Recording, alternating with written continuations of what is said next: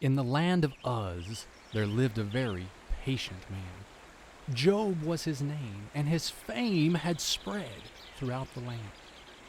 He owned 7,000 sheep, 3,000 camels too. He had 1,000 oxen, and so many things to do. Job had 10 precious children.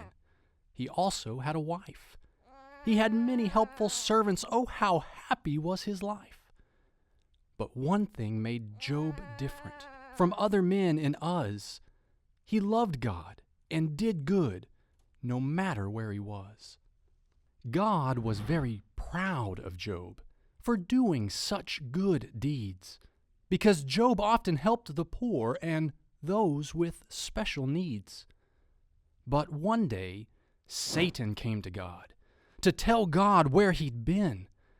God asked if he had looked at Job, a man who hated sin.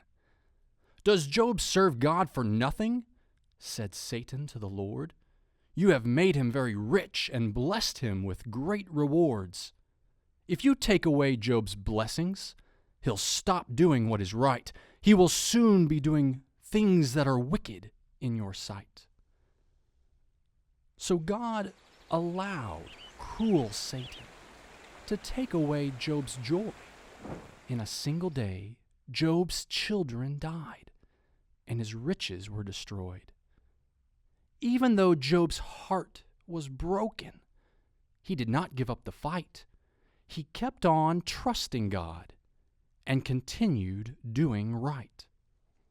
But Satan wasn't finished being cruel to this poor man.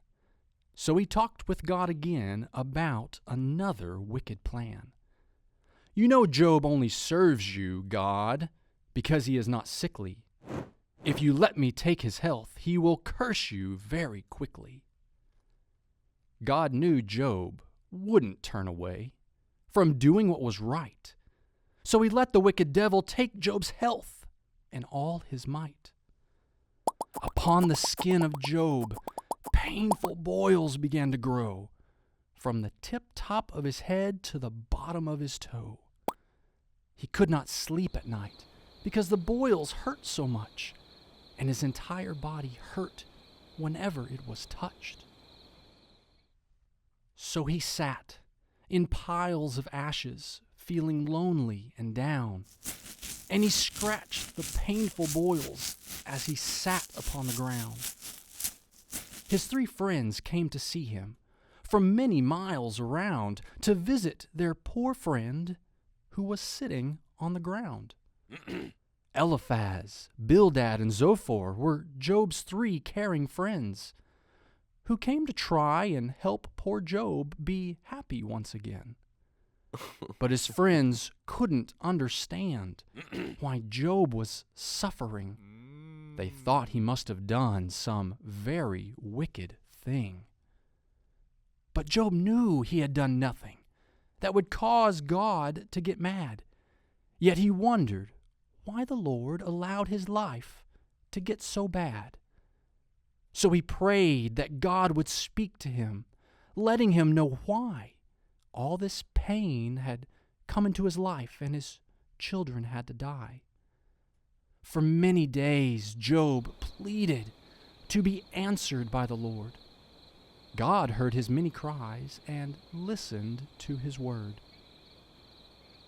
Then God began to speak to Job to help him understand that only God can rule the world and make it fit for man. God asked Job to explain how the stars stay in the sky. He asked him to explain how the soaring eagles fly. Could Job, as a man, catch the huge Leviathan? Could Job kill Behemoth or trap him in a pen? When God had finished speaking, Job bowed his head in prayer. He knew that he was wrong to question God's good care. But God was very happy with the patience of this man. So God gave him twice as much as he had when he began. Job had 14,000 sheep, 6,000 camels too. He had 2,000 oxen. Now there was more to do. Job had 10 more children.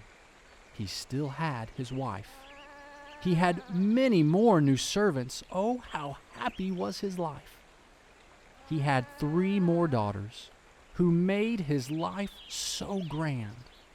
They grew to be the fairest of all women in the land. Job lived for many years, watching his grandchildren grow. But he started getting old. It was time for him to go. So Job died, a happy man, old and full of days. And God was very proud of Job for all his patient ways.